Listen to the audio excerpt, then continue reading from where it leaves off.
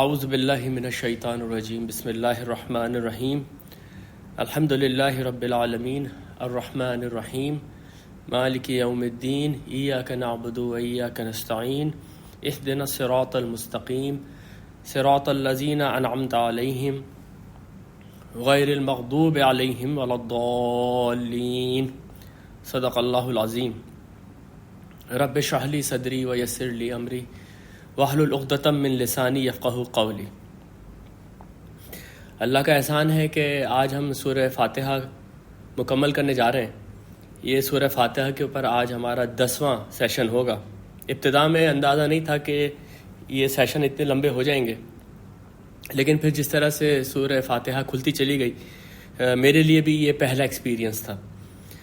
تو اللہ کا میں بڑا شکر گزار ہوں کہ اس نے اس سورہ کے جو معنی ہیں وہ ہمارے پر کھولے اور اتنا وقت ہم کو دیا کہ ہم اس کے اوپر سیر حاصل گفتگو کر سکیں۔ آج اس کا بالکل آخری حصہ ہے اور پھر انشاءاللہ تعالیٰ اس کا میں کنکلوژن آپ لوگوں کے سامنے رکھوں گا، اور پھر اگلے ہفتے سے انشاءاللہ ہم سورۃ البقرہ سٹارٹ کریں گے۔ سورہ فاتحہ کا بالکل جو آخری حصہ ہے، غیر المغضوب علیہم ولا الضالین، اس کے اوپر آج ہم نے بات کرنی ہے۔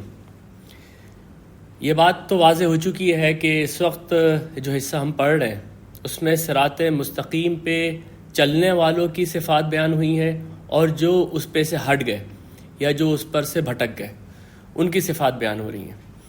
اس سے پہلے ہم نے صفات سمجھی تھی جن کے اوپر اللہ نے انعام کیا، یعنی کہ جو صراط مستقیم پر قائم رہے۔ آج ہمارے سامنے دو گروہوں کا ذکر آ رہا ہے، جو کہ آپ سمجھے دو صفات ہیں جو اس راستے پہ نہیں چل سکے۔ ان کو بھی واضح کرنے کی جو حکمت ہے وہ یہی ہے کہ جس طریقے سے آپ کے سامنے اور ہمارے سامنے ان لوگوں کا نمونہ آ جائے جو کہ اس کے اوپر چلے، اسی طرح سے ایک نمونہ یہ بھی رہے کہ ان جیسے تم مت ہو جانا۔ اس لیے قرآن نے جہاں انبیاء اور صالحین اور شہداء اور صدیقین کی مثالیں دی ہیں، وہاں پر اللہ تعالیٰ نے قرآن میں کثرت سے مغضوب علیہم قوموں کی مثال دی ہے اور ان کی مثال دی ہے جو کہ بھٹک گئے، اور بہت کھول کھول کے اللہ تعالیٰ نے بتایا کہ کیا وجوہات ہوئیں ان لوگوں کی بھٹکنے کی۔ ہم ان میں سے جو چیدہ صفات ہیں وہ سمجھیں گے اور وجوہات سمجھیں گے، باقی تو انشاءاللہ جب ہم قرآن کا مطالعہ کریں گے تو یہی موضوعات بار بار ہمارے سامنے آتے چلے جائیں گے۔ سب سے پہلے تو آپ سمجھ لیں کہ یہ جو اسلوب ہے غیر المغضوب علیہم ولا الضالین، آپ یہ سمجھیں کہ جو اس آیت کی ابتدا ہے صراط الذین انعمت علیہم، تو الذین انعمت علیہم کا یہ بدل ہے، یعنی کہ تو ہمیں راستہ دکھا ان کا جن کے اوپر تو نے انعام کیا، ان کا راستہ نہیں جن کے اوپر تو غضبناک ہوا اور جو بھٹک گئے۔ تو یہ تو آپ سمجھیں اس کی ایک نحوی ترکیب ہو گئی کہ جملہ ایک ہی ہے، یا آپ سمجھیں کہ راستہ ایک ہی ہے، اس راستے پہ چلنے والوں کے بارے میں بات ہوئی ہے، اور جو اب اسی راستے پہ سے ہٹ گئے ہیں اس کی بات ہو رہی ہے۔ یہ تو پہلی چیز ہے اس کے متعلق۔ دوسری چیز جو سب سے امپورٹنٹ ہے وہ یہ ہے کہ لفظ یہ مغضوب علیہم کیا ہے۔ غضب کے معنی شدید غصے کے ہوتے ہیں۔ اس کو اگر آپ انگلش میں ٹرانسلیٹ کریں تو عموماً کہا جاتا ہے دی ریتھ آف دی گاڈ، خدا کا شدید غصہ۔ لیکن یہ بات ہم سب جانتے ہیں کہ خدا کے لیے ہم اس طرح کی صفات نہیں منسوب کر سکتے جو کہ کسی شخص کے اندر اگر ہو تو آپ اس کو بھی اس کی کمزوری کہیں گے کہ اس شخص کو غصہ بہت آ جاتا ہے۔ اور ساتھ ہی ہم یہ بات بھی جانتے ہیں کہ خدا کا تصور اسلام میں یہ نہیں ہے جیسے کہ دیوی دیوتاؤں کا تصور تھا پہلے، کہ خدا اگر ناراض ہو گیا تو اس نے عذاب دے دیا تو اس کے آگے آپ بھیٹ چڑھائیں تاکہ وہ راضی ہو جائے۔ یہاں اس کے معنی کچھ اور ہیں۔ امام رازی نے بھی اپنی تفسیر میں اور دیگر جو مفسرین ہیں انہوں نے بھی اپنی تفسیر میں اس بات کو خصوصاً مینشن کیا ہے کہ اللہ کا جو غصہ ہے وہ اس طرح کا غصہ نہیں ہے جس طرح سے ہم انسانوں کے لیے بولتے ہیں کہ وہ غضبناک ہو گیا۔ اللہ کا جو غصہ ہے اس کے کچھ قوانین ہیں جو آگے ابھی ہم پڑھنے جا رہے ہیں۔ اسی لیے آپ یہ دیکھیے یہ قرآن کا انداز کتنا خوبصورت ہے کہ جس وقت کے اللہ کے انعام کا ذکر آیا ہے تو اس وقت الفاظ ہیں انعمت علیہم۔ انعمت کا مطلب ہے تو نے انعام کیا جن کے اوپر۔ یہاں پر خدا سے ڈائریکٹ بات ہو رہی ہے. یہ آپ کہیں کہ نحوی ترکیب میں یہ ایک فعل معروف ہے, یہ ایک ایکٹیو وائس ہے جس میں کہ آپ کو پتہ ہے کہ سبجیکٹ کون ہے. آپ کو پتہ ہے یہاں پر اللہ تعالیٰ سبجیکٹ ہے, اس لیے ایکٹیو وائس میں بات ہوئی صراط الذین انعمت علیہم. لیکن جب خدا کے غصے کا ذکر آیا ہے تو یہ فعل مجہول ہے جس کے اندر سبجیکٹ نہیں ہوتا, جس کو ہم انگلش میں بھی کہتے ہیں کہ یہ پیسو وائس ہے. مغضوب علیہم, جن کے اوپر کے غضب ہوا, جن کے اوپر کے غضب ہوا. یہاں پر اللہ تعالیٰ نے اپنے آپ کو مینشن ہی نہیں کیا ہے. اور یہ ذرا سی جو نحوی آپ سمجھیں کہ اسلوب کی تبدیلی ہے, یہ معنوں کے خزانے کھول دیتی ہے. اس کی مثال پہلے بھی ہم سورہ فاتحہ میں ہی دیکھ چکے ہیں کہ کس طریقے سے اللہ تعالیٰ نے ایاک نعبد و ایاک نستعین میں جا کے اسلوب تھوڑا سا تبدیل کیا, اور یہ بات ہمارے سامنے واضح ہو گئی کہ اللہ تعالیٰ تو ہمارے سامنے کھڑے ہوئے ہیں. یہاں پر بھی اسلوب ذرا سا تبدیل ہوا اور اللہ تعالیٰ جو ہے وہ سامنے سے ہٹ گئے. وجہ اس کی وہی ہے جو ہم پہلے کئی دفعہ ذکر کر چکے ہیں کہ اللہ تعالیٰ کسی کو اوپر غضب نہیں کرنا چاہتا. اللہ تعالیٰ نے تو اپنے بارے میں یہ بات کہی ہوئی ہے کہ قال عذابی اصیب بہ من اشاء, کہ اللہ نے کہا کہ میرا عذاب ایسا ہے میں جس کو چاہوں دوں. وَرَحْمَتِي وَسِعَتْ كُلَّ شَيْءٍ, لیکن میری جو رحمت ہے وہ ہر چیز کے اوپر حاوی رہے گی. یہ تو بنیادی اصول خدا نے بتا دیا تھا. لیکن یہ بات بھی ہم سمجھ چکے تھے کہ لوگ اپنے اوپر خود ظلم کرتے ہیں اور وہ خدا جو کہ قائم بالقسط ہے پھر وہ انصاف کرتا ہے. اس لیے جگہ جگہ قرآن میں یہ الفاظ آئیں گے وَمَا ظَلَمُونَ وَلَكِنْ كَانُوا أَنفُسَهُمْ يَظْلِمُونَ, کہ ایسا نہیں ہے کہ ہم نے ان کے اوپر ظلم کیا, یہ خود اپنے اوپر ظلم کرنے والے تھے. یہ اللہ تعالیٰ کا قانون ہے.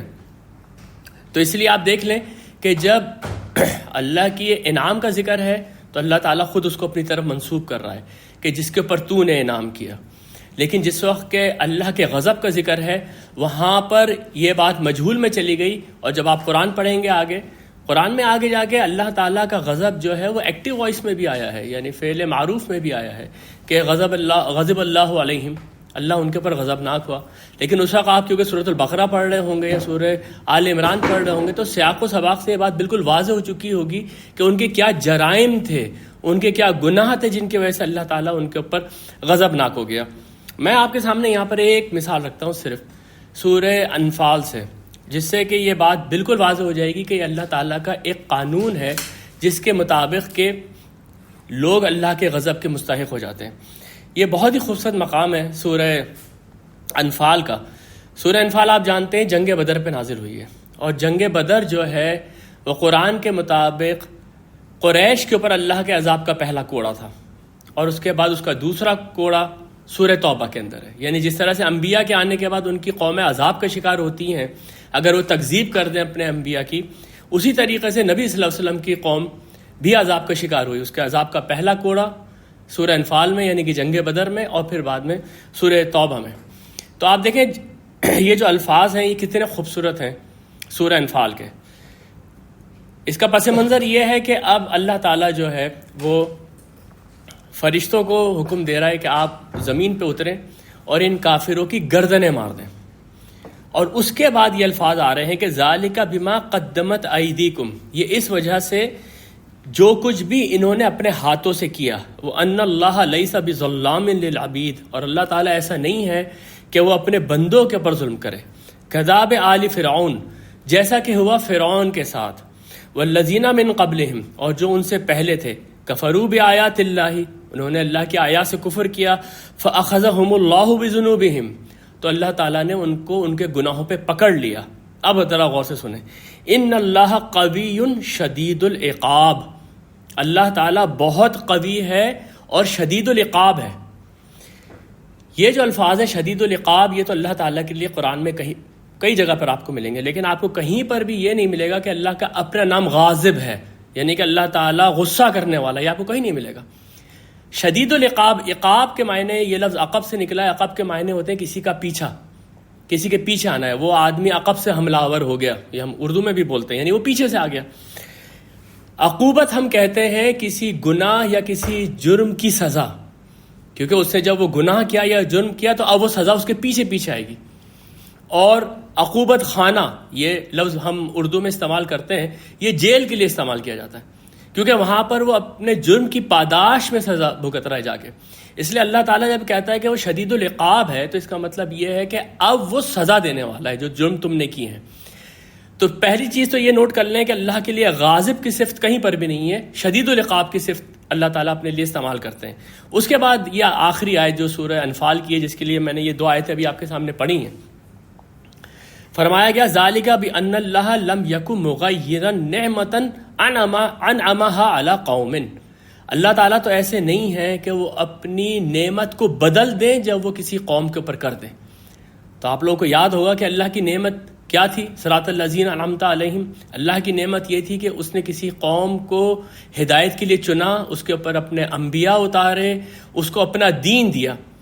اب یہی سب کچھ قریش کے ساتھ ہوا تھا اس وقت. تو اب ان کے اوپر جب عذاب آ رہا ہے تو پیچھے تو اللہ تعالیٰ نے اپنا قانون بتا دیا کہ میرا قانون یہ ہے کہ جو کوئی بھی جرم کرے گا، گناہ کرے گا، میں اس کو پکڑ لوں گا، میں شدید العقاب ہوں. اور اب اللہ تعالیٰ اس کو فردر الیبوریٹ کر رہے ہیں کہ اللہ ایسا نہیں ہے کہ وہ اپنی نعمت کسی قوم کے اوپر کر کے اس کو بدل دے، حتی یغیروا ما بانفسہم، یہاں تک کہ وہ خود اپنے ہاتھ سے اس نعمت کو تبدیل کر دیں. یعنی کہ جب تک کوئی قوم یا کوئی شخص اللہ کی نعمت کا خود کفران نہیں کرتا، اللہ تعالیٰ اس کی نعمت کو تبدیل نہیں کرتا. حضرت موسیٰ علیہ السلام نے اپنی قوم سے یہی کہا تھا وَلَئِن شَكَرْتُمْ لَأَزِيدَنَّكُمْ وَلَئِن كَفَرْتُمْ إِنَّ عَذَابِي لَشَدِيدٌ. کہ اللہ تعالیٰ یہ فرماتا ہے کہ اگر تم میرا شکر ادا کرتے رہو گے میں تمہیں اور دیتا رہوں گا، لیکن اگر تم نے میرا کفران نعمت کیا تو میرا عذاب بھی بہت شدید ہے. تو یہی وہ قانون ہے جس کا ذکر یہاں پر آیا ہے کہ اللہ تعالیٰ جو ہے وہ کسی کے اوپر غصہ کرنے والے اس طرح سے نہیں ہے جس طرح سے کوئی انسان دوسرے کے اوپر غصہ کرتا ہے. ایک اور چیز جو ہم آگے جا کے ابھی انشاءاللہ تعالیٰ سمجھیں گے وہ یہ کہ اللہ کی جو صفات ہیں، کیونکہ وہ ہمارے ادراک سے باہر ہیں، تو وہ جس طرح سے بیان کی جاتی ہیں دراصل وہ انسانوں کے ریلیشن سے، کہ انسان جن صفات کو سمجھ سکتا ہے اس ریلیشن سے بیان کی جاتی ہیں. یعنی اللہ کا غصہ ہونا، اللہ کا محبت کرنا، یہ سارا اس لیے بیان کیا جاتا ہے کہ انسان ان جذبات کو سمجھتا ہے. وہ سمجھتا ہے کہ کسی کی محبت کرنا کیا ہوتا ہے، کسی کا غصہ کرنا کیا ہوتا ہے. ادروائز اللہ کی جو ذات ہے، اللہ کی جو صفات ہیں، وہ تو وراء الورا ثم وراء الورا، وہ تو ہمارے حیطۂ ادراک سے باہر ہیں. اس لیے یہ جو غضب کا لفظ ہے یا یہ اللہ کی محبت کا لفظ ہے، یہ اس لیے استعمال ہوتا ہے کہ ہم اس کو سمجھ سکیں. یہ تو میں نے آپ کے سامنے مغضوب علیہم کی جو ترکیب سے جو معنی نکلتے ہیں وہ میں نے آپ کے سامنے رکھے. اب آپ یہ دیکھیں کہ قرآن کے اندر کن کو مغضوب کہا گیا یا جن کے اوپر اللہ کا غضب ہوا ہے وہ کون لوگ ہیں. یہ وہ لوگ ہیں جو اللہ اور اس کے رسول کے سامنے سرکش ہو گئے، متکبر ہو گئے اور ان کے خلاف کھڑے ہو گئے. ایسا بھی نہیں ہوا کہ انہوں نے اگنور کر دیا، یا ایسا بھی نہیں ہوا کہ وہ کچھ عرصے ساتھ چلے پھر ہٹک، نہیں، وہ مقابلے پہ کھڑے ہو گئے، سرکشی اختیار کی انہوں نے. اور اس کے بعد انہوں نے کہا کہ تم جو کر سکتے ہو ہمارے ساتھ کر لو. اللہ کے رسول سے کہا اور کہا کہ تم جھوٹے ہو، اور یہ کہا کہ اللہ نے کچھ بھی نازل نہیں کیا. ما نزل اللہ من شیء، اللہ نے کوئی بھی چیز نہیں نازل کی، تم لوگ جھوٹ بولتے ہو. یہ چیز جب ایک حد سے گزر آتی ہے تو اللہ کا قانون حرکت میں آ جاتا ہے. اس لیے سب سے پہلے یہ جو لفظ غضب جس قوم کے لیے استعمال ہوا تھا، نوح علیہ السلام کی قوم تھی. سورۃ الاعراف کے اندر یہ الفاظ موجود ہیں، قال قد وقع علیکم من ربکم رجس وغضب. تم لوگوں کا، یہ حضرت نوح علیہ السلام اپنی قوم سے کہہ رہے ہیں کہ تم لوگوں کا حال یہ ہے کہ واقع ہو گیا ہے تمہارے اوپر تمہارے رب کی طرف سے گندگی اور غضب. یعنی کہ دماغوں میں تمہارے گندگی بھر گئی ہے کہ تم اتنی سامنے کی بات نہیں سن رہے ہو. سامنے کی بات کیا ہے؟ اتجادلوننی فی اسماء سمیتموها انتم وآباؤکم، تم مجھ سے جھگڑا کرتے ہو چند ناموں کے لیے جو تم نے اور تمہارے آبا و اجداد نے رکھ لیے ہیں. ما نزل اللہ بہا من سلطان، اللہ نے ان کے لیے کوئی ثبوت نہیں اتارا. یعنی ان بتوں کو جو تم پوج رہے ہو ان کی عبادت کا تمہارے پاس کوئی ثبوت نہیں ہے، لیکن تم اتنے حد تک سرکش ہو گئے ہو کہ تم ان کے لیے مجھ سے لڑ رہے ہو، یعنی کہ اللہ سے لڑ رہے ہو. تو یہاں پر کہا گیا کہ تمہارے اوپر واقع ہو گیا ہے اللہ کی طرف سے رس اور اللہ کا غضب. فانتظروا، اب تم لوگ انتظار کرو، انی معکم من المنتظرین، میں بھی تم لوگوں کے ساتھ انتظار کر رہا ہوں. یعنی کہ اب اللہ کا فیصلہ آئے گا کیونکہ تم لوگوں نے اس کے رسولوں کی تکذیب کر دی. اسی طرح کے الفاظ قریش مکہ کے لیے قرآن میں استعمال ہوئے. یہ سورہ شورہ ہے. فرمایا گیا والذین یحاجون فی اللہ من بعد ما استجیبوا لہ، وہ لوگ جو کہ اللہ کے بارے میں حجت بازی کرتے ہیں نبی آپ سے، اللہ کے بارے میں آپ سے جھگڑتے ہیں اس کے بعد کہ اللہ کی پکار پہ لبیک کہا جا چکا ہے۔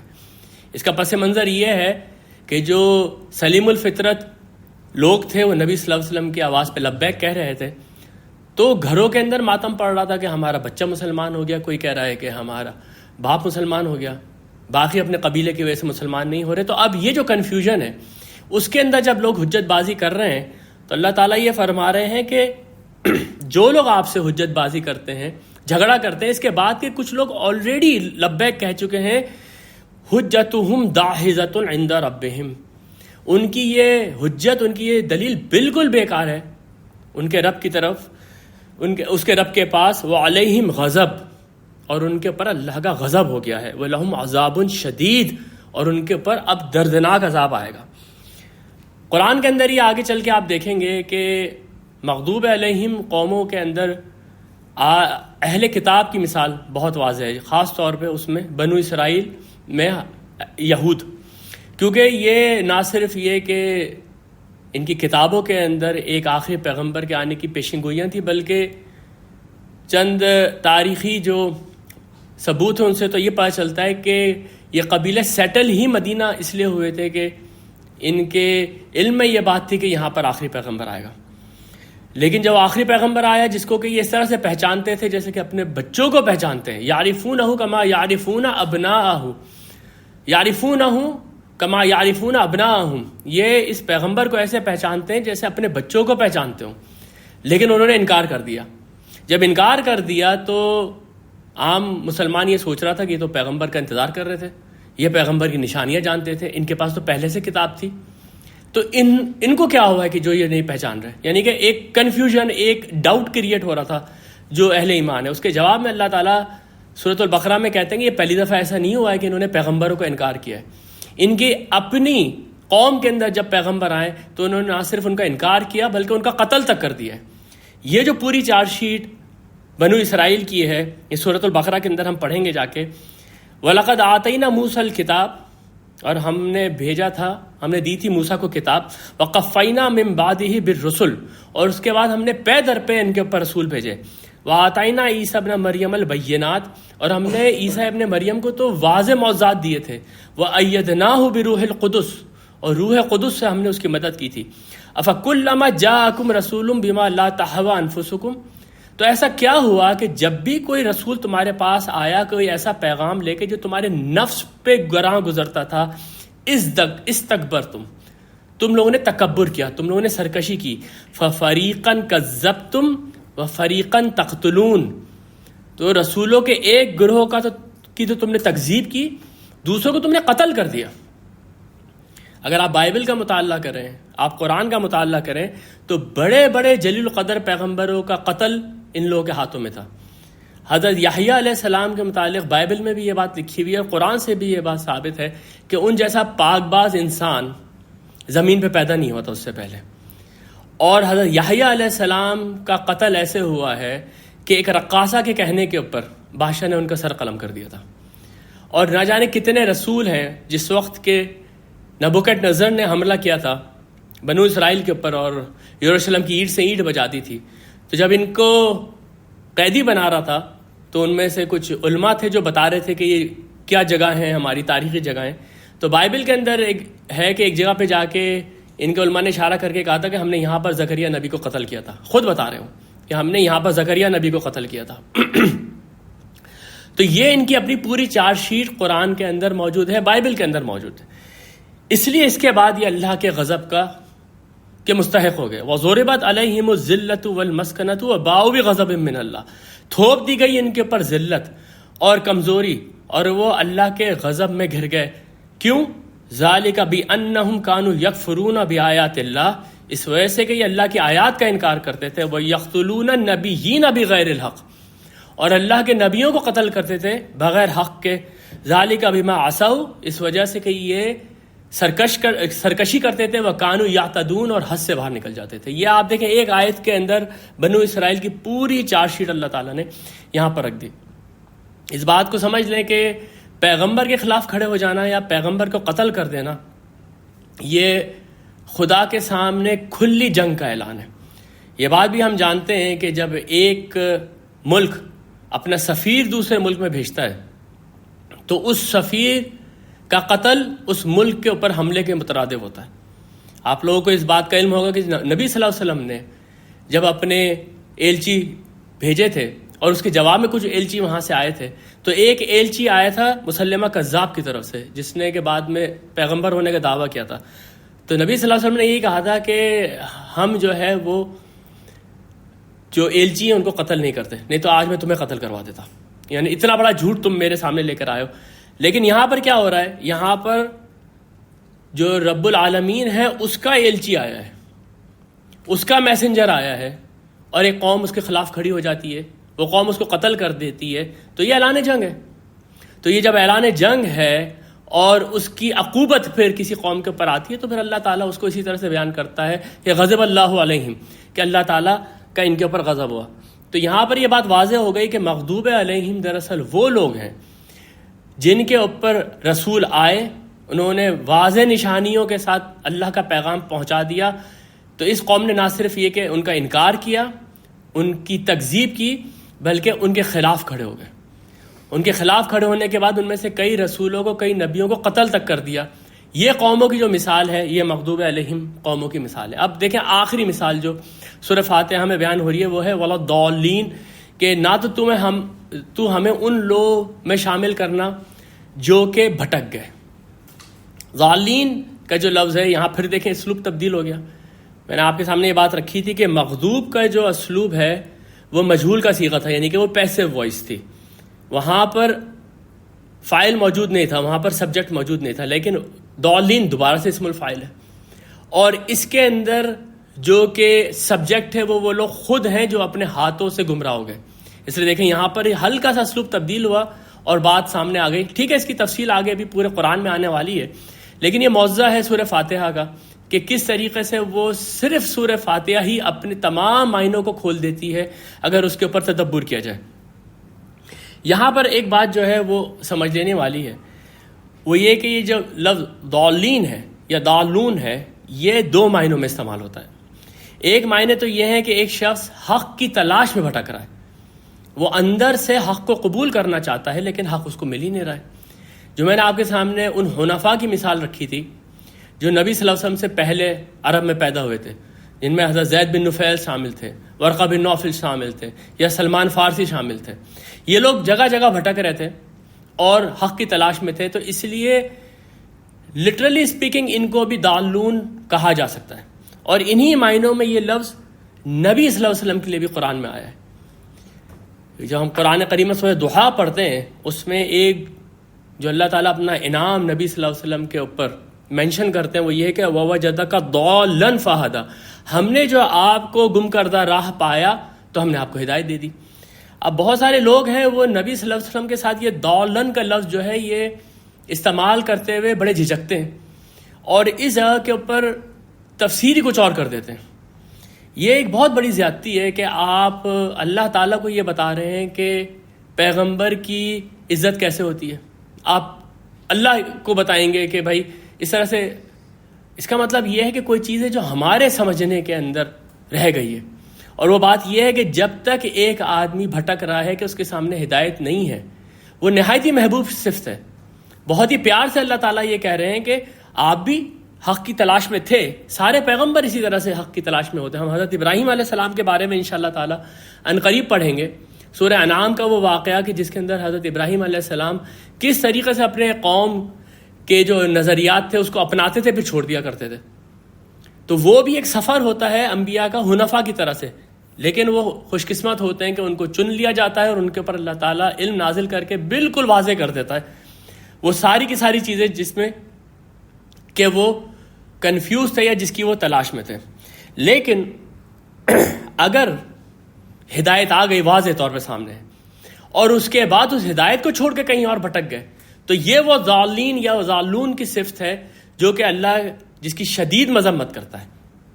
یہ بات میں آپ کے سامنے رکھ چکا ہوں کہ اگر کوئی بھٹک رہا ہے صرف اس وجہ سے کہ اس کو ہدایت مل جائے، یہ تو بہت پیار کی صفت ہے، جیسے نبی صلی اللہ علیہ وسلم کے لیے استعمال کی گئی، بالکل اسی طریقے سے نبی صلی اللہ علیہ وسلم کے اوپر جو لوگ ایمان لے کر آئے ان لوگوں کے لیے بھی یہ صفت استعمال ہوئی۔ سورہ آل عمران کے اندر فرمایا گیا لقد من اللہ علی المؤمنین اذ بعث فیہم رسولا، اللہ تعالیٰ نے تو بہت بڑا انعام کیا ہے مومنوں کے اوپر کہ ان کے اپنے اندر سے ایک رسول اٹھایا۔ اور یہی آیت میں آگے جا کے اللہ تعالیٰ فرماتے ہیں وَإِن كَانُوا مِن قَبْلُ لَفِي ضَلَالٍ مُبِينٍ، اس سے پہلے یہ لوگ واضح گمراہی کے اندر تھے، یعنی ان لوگوں کو اس بات کا بالکل نہیں پتا تھا کہ واضح راستہ کیا ہے۔ اس لیے ضالین کے بیچ میں ہدایت رکھیں، اس سے پیچھے اگر کوئی شخص بھٹک رہا ہے ٹھیک ہے، یہ صیغہ اس کے لیے استعمال ہوگا، لیکن وہ بڑا محبوب اور بڑا پیارا انداز ہے جو قرآن نے استعمال کیا، وَوَجَدَكَ ضَالًّا فَهَدَىٰ۔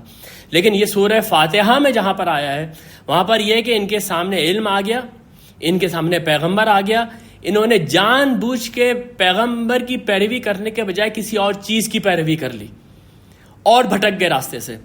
یہ کیا چیز ہے اور کن چیزوں کی انہوں نے پیروی کی؟ تو فرق آپ بالکل واضح اپنے سامنے رکھ لیں کہ مغضوب علیہم وہ ہیں جو علم کو پہچان گئے، رسول کو پہچان گئے، لیکن اس کے سامنے سرکش بن کے کھڑے ہو گئے، اور ضالین وہ ہیں جو رسول کو پہچان گئے لیکن رسول کی جو ہدایت تھی یا اس کی جو تعلیم تھی وہ ان کے نفس پہ گراں گزرتی تھی، اس کے لیے ان کو بہت ساری چیزیں چھوڑ دینی پڑتی تھیں، اس لیے وہ اس کے بجائے کسی اور کی پیروی میں چلے گئے۔ یہ ضالین ہے۔ یہ دونوں راستے جو ہیں یہ قرآن ہمارے سامنے واضح کر کے کہتا ہے کہ اس راستے پہ مت چلنا، کیونکہ یہ بات ہم پچھلے سیشن میں سمجھ چکے ہیں کہ جو نبیوں کا راستہ ہے تو کٹھن وہ راستہ، اس راستے پہ جو آدمی چلتا ہے اس کو ہر قسم کی آزمائشوں سے گزرنے کے لیے تیار ہو جانا چاہیے۔ یہ یہاں پر ایک ایسی قوم کا ذکر آ رہا ہے جو کسی قسم کی بھی آزمائش کے اندر نہیں اپنے آپ کو ڈالنا چاہتی تھی، جو نہ تو کسی قسم کے جانی نہ ہی کسی قسم کے مالی نقصان کو برداشت کر سکتی تھی۔ ان کے لیے سب سے بڑی چیز ان کے اپنے مفادات ہوتے تھے۔ یہ وہ لوگ ہیں جن کو قرآن میں مختلف مقامات پہ ہپوکریٹس کہا گیا ہے یا ان کو منافقون کہا گیا ہے۔ تو یہ وہ لوگ ہیں جو کہ بالکل واضح سامنے نشانی کے باوجود بھی کوئی ہیلے بہانے نکال کے کسی اور طرف نکل جاتے تھے۔ اب دیکھیں یہ کس کس چیز کی پیروی میں پڑ گئے، آپ دیکھیں قرآن کس طریقے سے اس کو واضح کرتا ہے۔ سب سے پہلی جس چیز کی انہوں نے پیروی کی وہ ان کی خواہشات نفس تھی۔ سورہ قصص کے اندر فرمایا گیا فَإِن لَّمْ يَسْتَجِيبُوا لَكَ، اب اگر یہ لوگ آپ کی پکار پہ لبیک نہ کہیں، فَعْلَمْ أَنَّمَا يَتَّبِعُونَ أَهْوَاءَهُمْ، تو آپ یہ بات جان لیں کہ یہ لوگ پیروی کرتے ہیں اپنی خواہشات کی۔ وَمَنْ أَضَلُّ مِمَّنِ اتَّبَعَ هَوَاهُ بِغَيْرِ هُدًى مِّنَ اللَّهِ، تو اس سے بڑھ کے گمراہ کون ہوگا؟ دیکھیں یہاں پر جو اضل کا لفظ استعمال ہوا یہ وہی ہے جس کی ہم تشریح اس وقت کر رہے ہیں۔ اس سے بڑھ کے گمراہ کون ہوگا جو کہ اپنی خواہشات کی پیروی کرے ہدایت کو چھوڑ کے، جو کہ اللہ کی طرف سے آئی ہے۔ ان اللہ لا یہدی القوم الظالمین، اللہ تعالیٰ ہدایت نہیں دیتا ظالم قوموں کو۔ سورہ بقرہ کے دوسرے رکوع کے اندر منافقون کا ذکر آئے گا، اور ان منافقون کے لیے کہا جائے گا کہ اولئک الذین اشتروا الضلالۃ بالہدی فما ربحت تجارتهم وما كانوا مهتدین، یہ وہ لوگ ہیں جنہوں نے کہ ہدایت کو بیچ کے گمراہی خرید لی۔ کیونکہ یہ دوسرے رکوع میں ہم پڑھیں گے کہ یہ جو راستہ تھا انبیاء کا اس میں جان اور مال کا خطرہ تھا ان کو، جو کہ یہ برداشت نہیں کرنا چاہتے تھے، تو انہوں نے ہیلے بہانے نکال کے کبھی یہ کہے گے کہ انما نحن مصلحون، اصل میں تو ہم اصلاح کرنے والے ہیں، ہم دونوں طرف بات بنا کے رکھتے ہیں، آپ لوگ جو ہے وہ لڑنے کو تیار رہتے ہیں۔ تو اس طرح کے ہیلے بہانے کر کے جب یہ ادھر سے ادھر ہونے کی کوشش کر رہے تھے، قرآن نے واضح طور پہ کہہ دیا کہ ہدایت کو انہوں نے بیچ دیا جو کہ ان کے گھر میں آ گئی تھی، اور اس کے بدلے میں انہوں نے ضلالت گمراہی خرید لی۔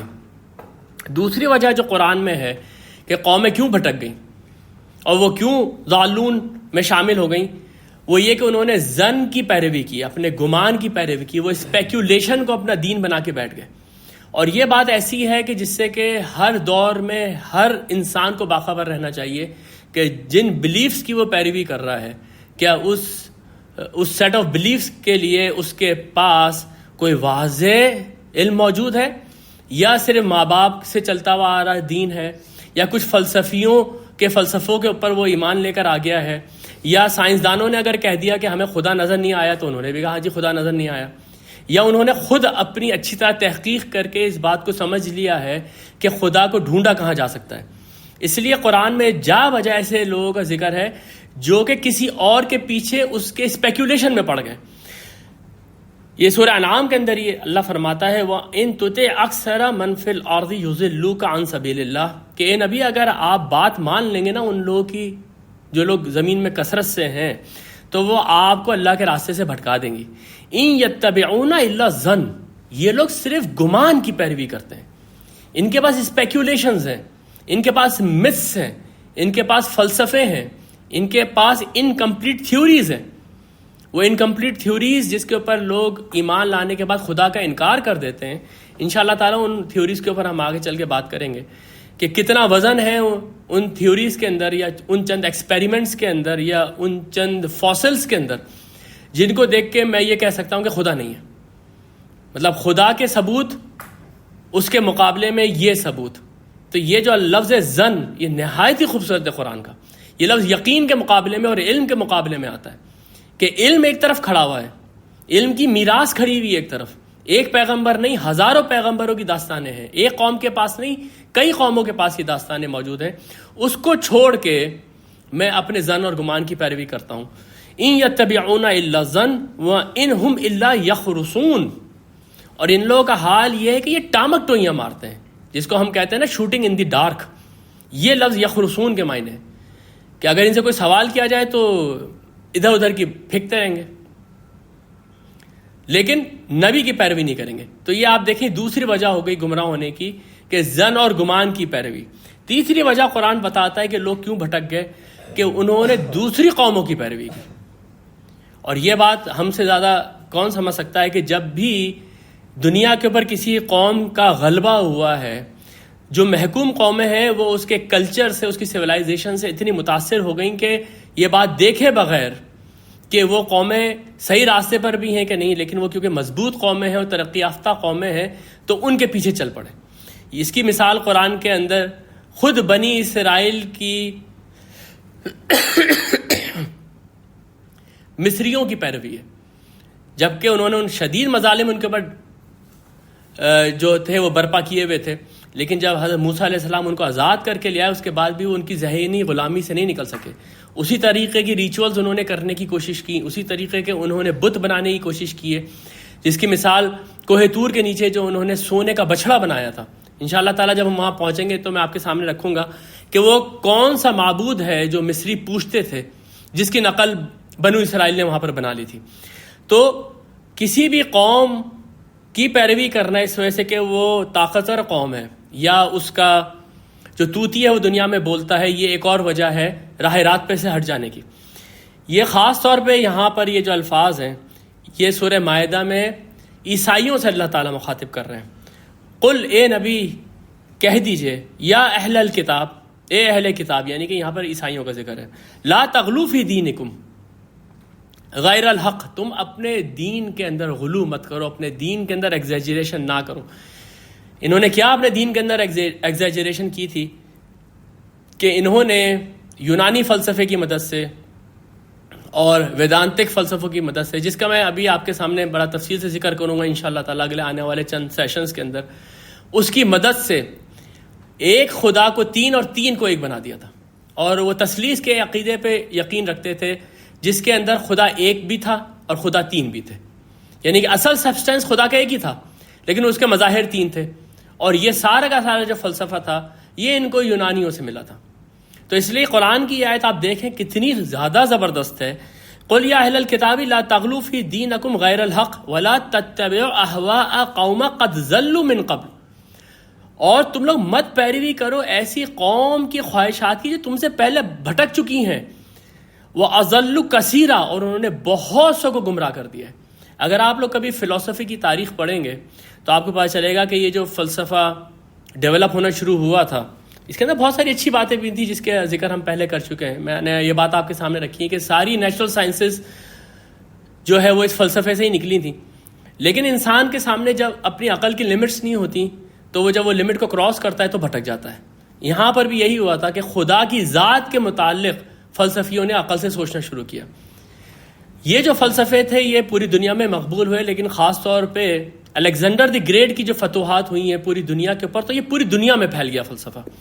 اور اس کے بعد پھر اسی طرح سے رومن امپائر نے بھی اس فلسفے کو اختیار کیا, اور اس کے بعد یہ ویدانتک فلسفہ بھی اس میں آ کے مل گیا ساتھ میں بدھزم بھی آ کے مل گیا.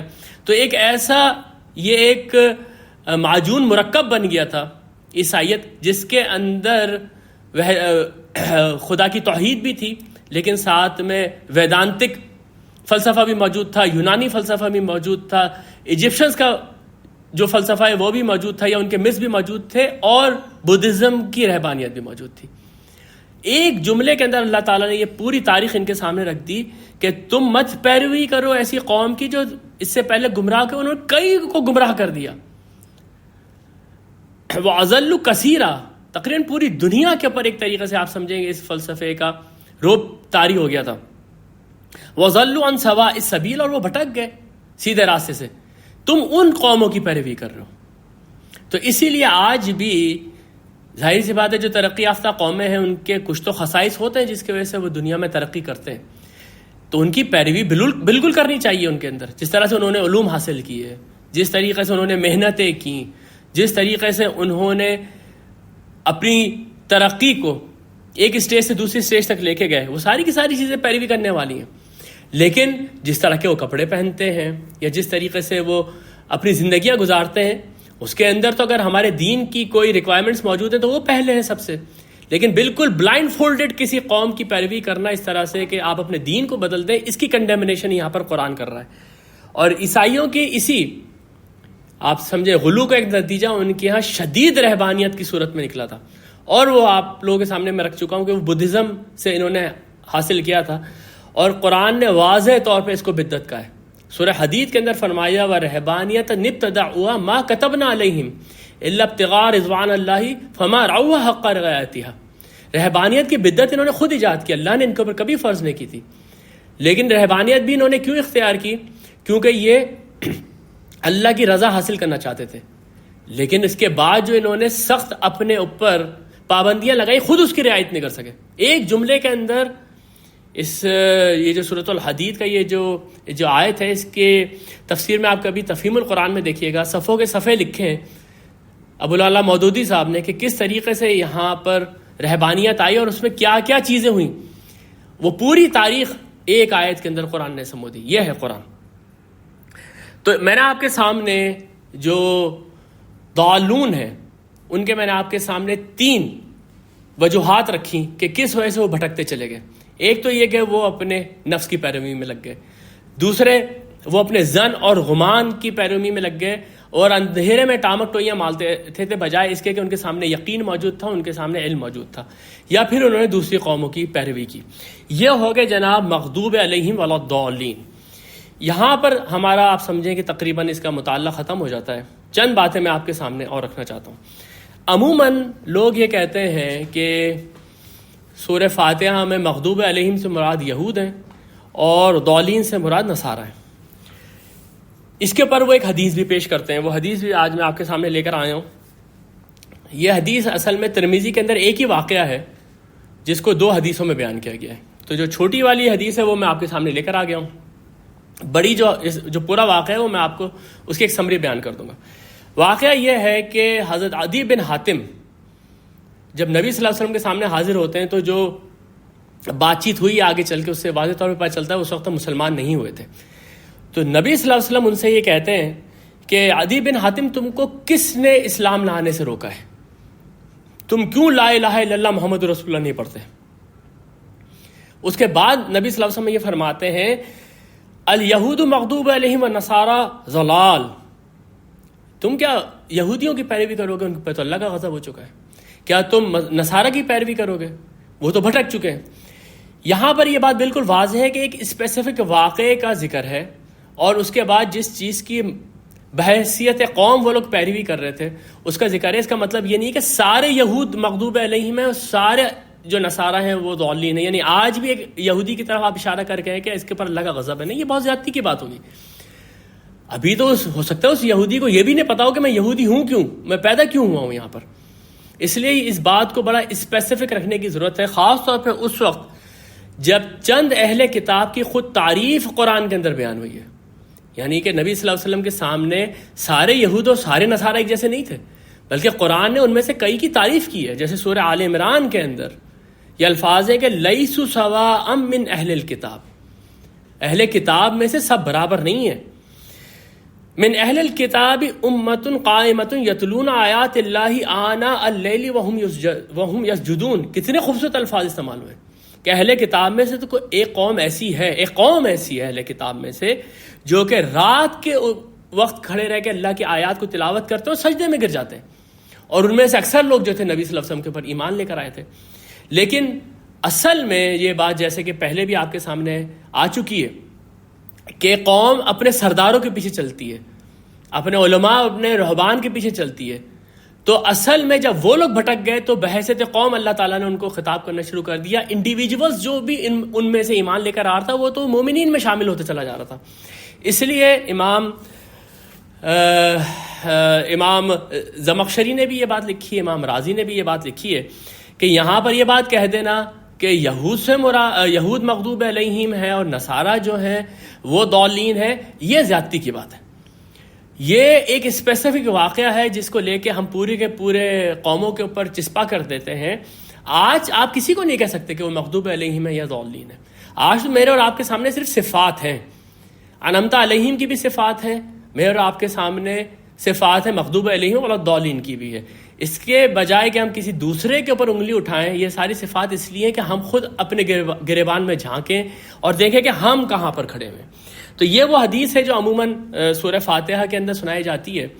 اگر آپ لوگ چاہیں تو آپ نعمان علی خان کا بھی اس کے اوپر بیان سن سکتے ہیں. اس نے بھی آخر میں اس حدیث کو ذکر کیے بغیر یہ بات کہی تھی کہ لوگ اس حدیث کو صحیح نہیں سمجھتے. وہ حدیث میں آپ لوگوں کے لیے باقاعدہ نکال کے لے کر آیا اور میں نے کافی اس کے اوپر غور و فکر کیا, تو میں اسی نتیجے پہ پہنچا کہ ایک اسپیسیفک واقعہ ہے جس کو کہ حدیث کی کتابوں میں نقل کیا گیا اور لوگ غلطی سے اس کو پوری کی پوری قوم کے اوپر چسپا کر گئے. یہاں پر جناب سورہ فاتحہ مکمل ہوتی ہے الحمدللہ. لیکن آپ یہ دیکھیں کہ جب یہ سورہ فاتحہ مکمل ہوئی ہے تو یہ کیا معجزاتی انداز میں مکمل ہوئی ہے. جب یہ مکمل ہو رہی ہے تو 3 کردار ہمارے سامنے آ گئے, اور یہ 3 کردار آپ کو تاریخ میں ہر وقت ہر جگہ ملیں گے. جب بھی کچھ لوگ اٹھیں گے ظالم کا ہاتھ پکڑنے کے لیے یا مفسدین کا ہاتھ پکڑنے کے لیے, ہمیشہ یہ 3 کردار سامنے آئیں گے. انبیاء کی دعوت میں تو ہمیشہ ہی سامنے آتے ہیں, لیکن زمین کے اوپر کسی بھی قسم کے فساد کو روکنے کے لیے, فرض کریں کہ ایک قوم ہے اس کے اوپر دوسری قوم ناجائز قبضہ کرنا چاہ رہی ہے, تو اس میں بھی کچھ دیوانے اٹھتے ہیں جو ان کے خلاف جد و جہد کرتے ہیں. لیکن آپ اس پورے کے پورے واقعے کو آپ دیکھیں گے, اس میں بھی آپ کو وہاں پر 3 کردار بالکل واضح طور پر نظر آئیں گے. سب سے پہلا کردار وہ جس کو آپ ہپوکریٹس کہتے ہیں. خود جو انڈینز کی جنگ آزادی ہے 1857 کی یا اس سے پہلے جو بھی انگریز کرتا رہا, ہمارے جو ہیروز ہیں ہم جانتے ہیں ٹیپو سلطان ہیں, ہمارے جو ہیروز ہیں ہم جانتے ہیں کہ بھگت سنگھ ہیں, ہمارے یہ سارے فریڈم فائٹرز ہیں. لیکن آپ جانتے ہیں کہ وہاں پہ میر جعفر بھی تھے, میر صادق بھی تھے. یہ وہ لوگ تھے جو کہتے تھے بھائی کوئی آئے, کوئی قبضہ کرے, کوئی وطن کو لوٹ لے, کچھ بھی کرے, میرے مفادات جو ہیں وہ اپنی جگہ پہ رہیں.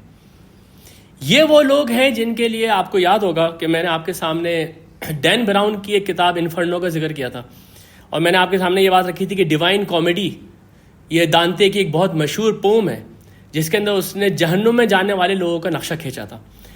اس کے اندر جو ہپوکریٹس ہیں ان کے بارے میں یہ جملہ بہت مشہور ہوا ہے, کیونکہ اس کے بعد یہ ناول مشہور ہوا, اس کے اوپر ایک مووی بھی بنی جو اس نے ہپوکریٹس کے لیے اس کے اندر لکھا تھا کہ the darkest places of hell are reserve for those who maintain their neutrality at the time of moral crisis. یہ جگہ جگہ پہ لوگ کوٹ کیا کرتے تھے کہ بھائی اس وقت ایک قوم اگر مورل کرائسس کا شکار ہے تو جو وہاں پر خاموش بیٹھا رہے گا اور اپنی صرف بقا کی فکر کرے گا وہ ہپوکریٹ ہے. اور آپ دیکھیں کہ کچھ اسی طریقے کے الفاظ قرآن میں ہے کہ ان المنافقین فی الدرک اسفل من النار, جو منافق ہیں وہ جہنم کے سب سے نچلے درجے میں رہیں گے. اس لیے پہلا کردار جو کسی بھی قسم کی جد و جہد میں آپ کے سامنے آئے گا وہ کردار کیا ہے؟ منافقین کا, وہ ہپوکریٹس کا. یہ وہ ہے جن کو کہ قرآن نے یہاں پر ضالین کا ہے. پھر دوسرا کردار جو آپ کے سامنے آئے گا وہ لوگ ہیں جو زمین کو فساد کر رہے ہیں, جو زمین کے اوپر ناجائز قبضہ کر رہے ہیں, جو دوسروں کی حق تلفی کر رہے ہیں. یہ ایک تابعی ہیں حضرت عبداللہ بن مبارک, ان کا یہ جو شعر ہے یہ بہت مشہور ہے, ہم نے اپنے استادوں سے سنا یہ شعر.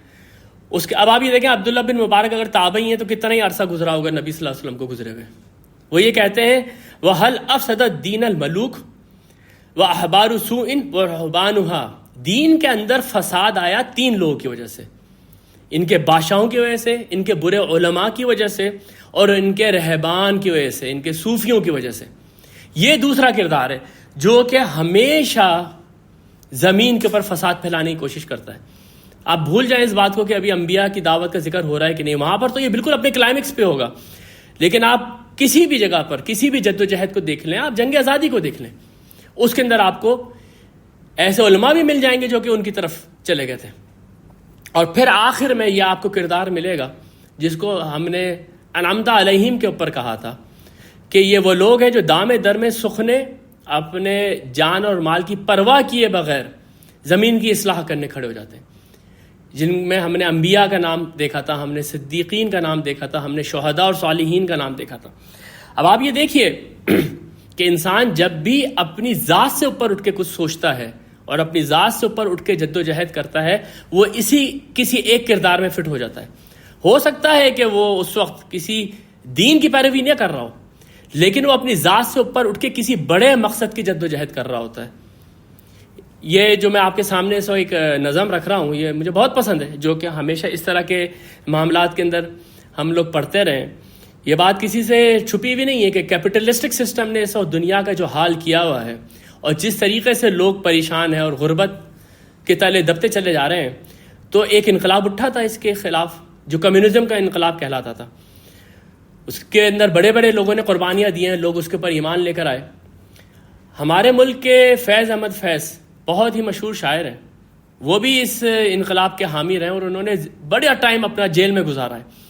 انہوں نے ایک نظم لکھی ہے، اب پس منظر تو اس کا یہ ہے کہ وہ کس انقلاب کے دائی ہیں، لیکن یہ نظم کے کچھ اشعار میں آپ کے سامنے پڑھوں گا، آپ کو ایسا لگے گا کہ میں صراط الذین انعمت علیہم سے لے کے آگے تک ولا الضالین تک سورہ فاتحہ کی ہی تشریح کر رہا ہوں شاید۔ دیکھیں ان کی جو نظم ہے اس کا نام ہے دو عشق، اس کے یہ آخر کے اشعار ہیں کہ واپس نہیں پھیرا کوئی فرمان جنوں کا، تنہا نہیں لوٹی کبھی آواز جرس کی۔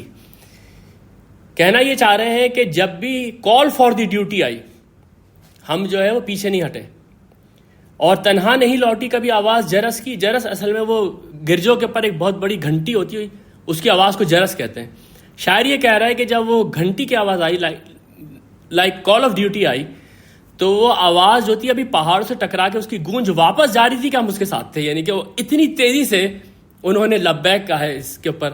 خیریت جاں راحت تن صحت دامہ، سب بھول گئی مصلحت اہل حویس کی۔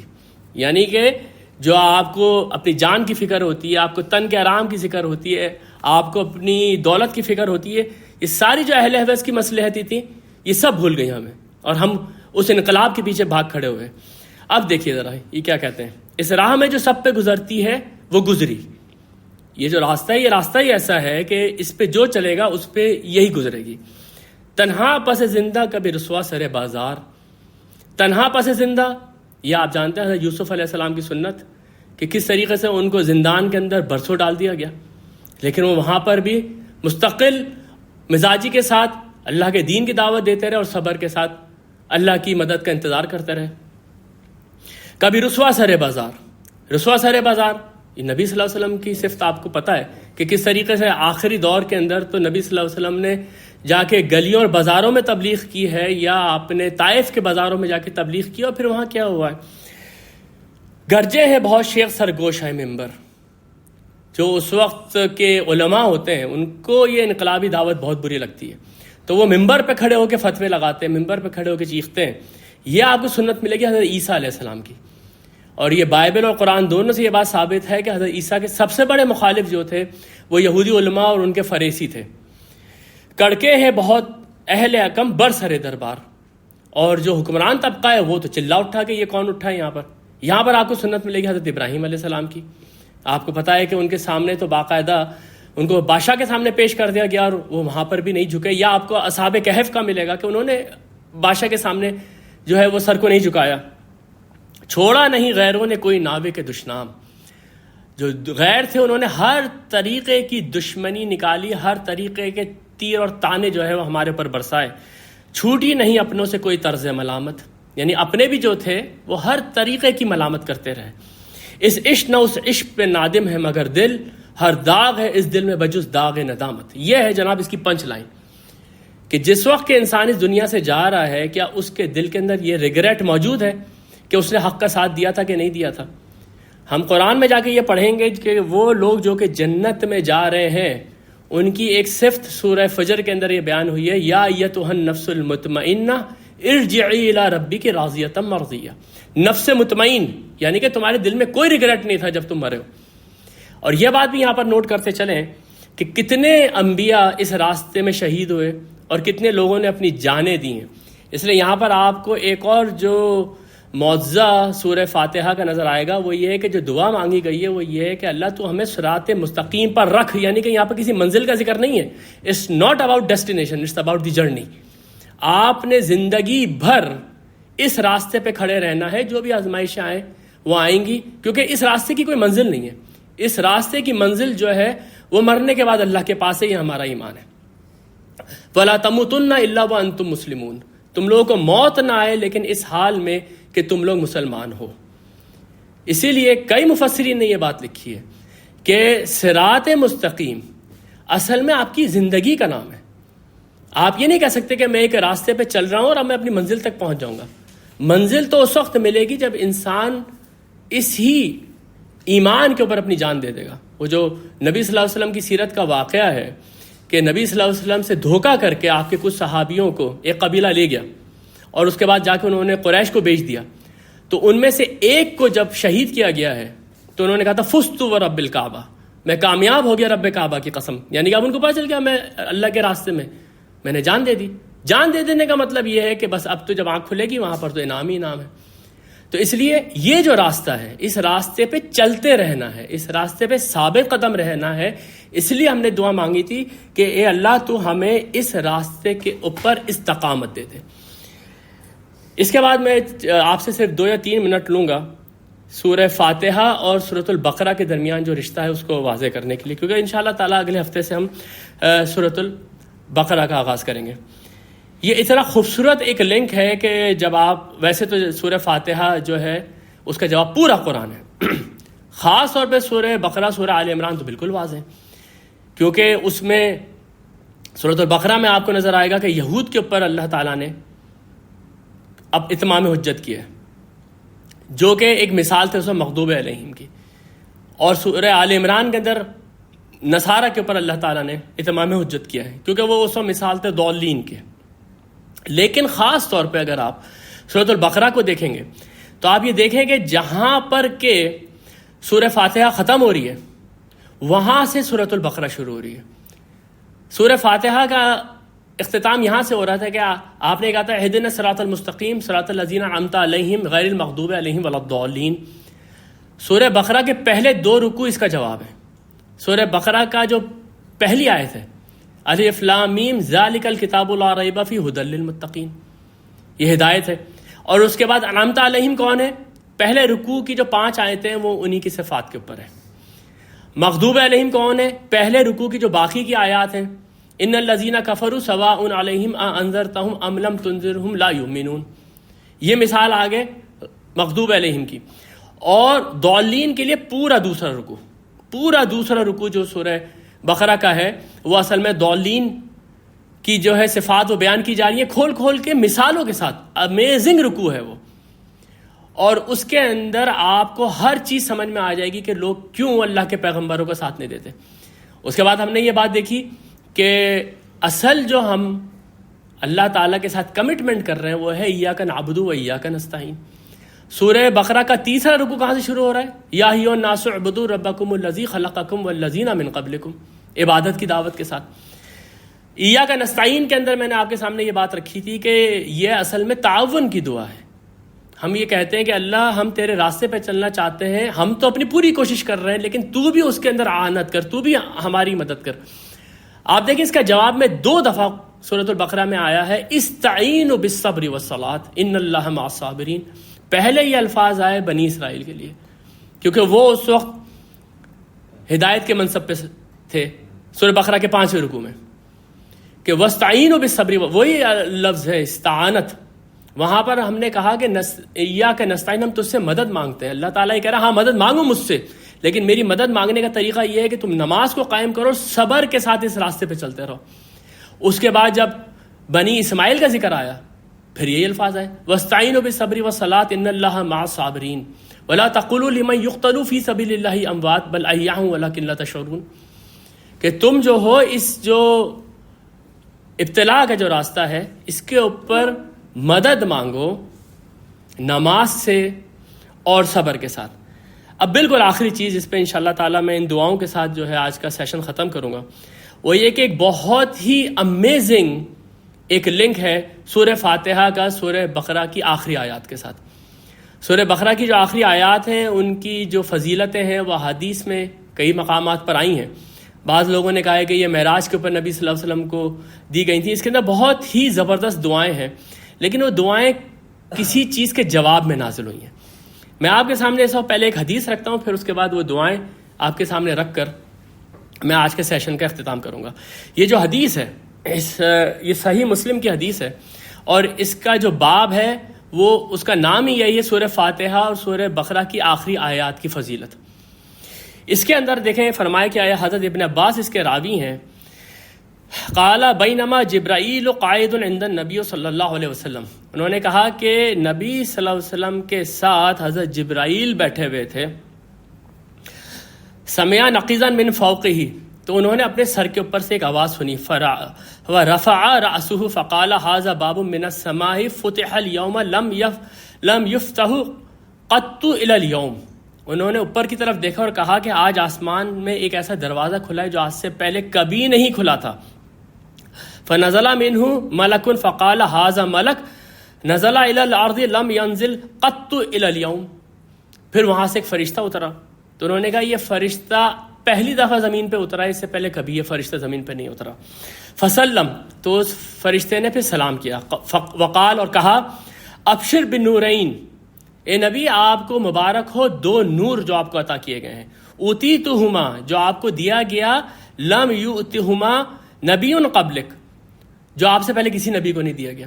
یہ بات بھی یاد کر لیں کہ ہم نے سورہ فاتحہ کے ابتدا میں ایک حدیث پڑھی تھی جس میں نبی صلی اللہ علیہ وسلم نے فرمایا تھا کہ یہ وہ صورت ہے جس کی مثل نہ تورات میں ہے نہ انجیل میں.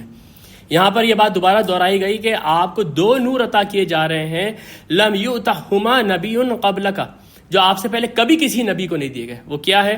فاتحۃ الکتاب، سورہ فاتحہ، و خواتم سورۃ البقرہ، اور سورہ بقرہ کی آخری آیات، لن تقرأ بحرف منہما الا اوتیتہ، آپ ان کے الفاظ کو پڑھنا ختم نہیں کریں گے کہ یہ دعا قبول ہو جائے گی.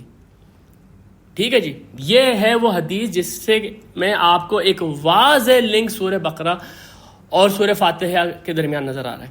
وہ آخری آیات کیا ہیں سورہ بقرہ کی جن کا ایک بہت گہرا تعلق جو ہے سورہ فاتحہ سے، وہ یہ دیکھیں. میں نے آپ کے سامنے یہ بات رکھی تھی کہ صراط مستقیم جو ہے یہ آسان راستہ نہیں ہے، اور میں نے آپ کے سامنے انبیاء کی ابتلا کی داستانیں رکھی تھیں، جو لوگ ان کی پیروی میں چلے تھے ان کے اوپر کس طرح کی پرسیکیوشن آئی، وہ مثالیں میں نے آپ کے سامنے رکھی تھیں.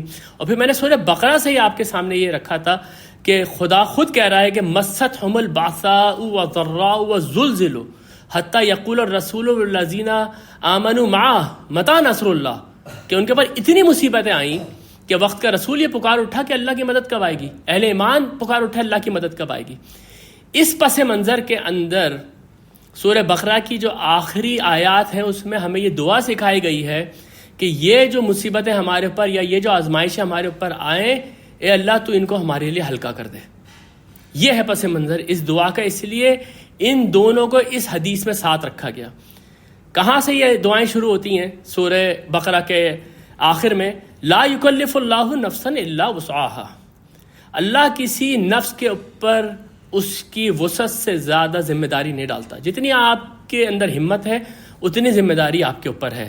لہا ما کسبت وعلیہا ما اکتسبت، جس نے جو کمایا اس کے اوپر اسی کا حساب ہے. اب دیکھیں اللہ تعالیٰ دعا سکھا رہے ہیں، ربنا لا تؤاخذنا ان نسینا او اخطانا. ہم اس راستے پہ چل تو رہے ہیں کہ اے ہمارے رب تو ہمارا مواخذہ نہیں کرنا کسی ایسی چیز کے اوپر جو ہم بھول جائیں، ہم سے خطا ہو جائے. ربنا ولا تحمل علینا اسرا کما حملتہ علی الذین من قبلنا، اے ہمارے رب تو ہمارے اوپر وہ بوجھ نہیں ڈالنا جو تو نے ہم سے پہلے لوگوں کے اوپر ڈالے۔ پہلے لوگوں کے اوپر کیا بوجھ ڈالے؟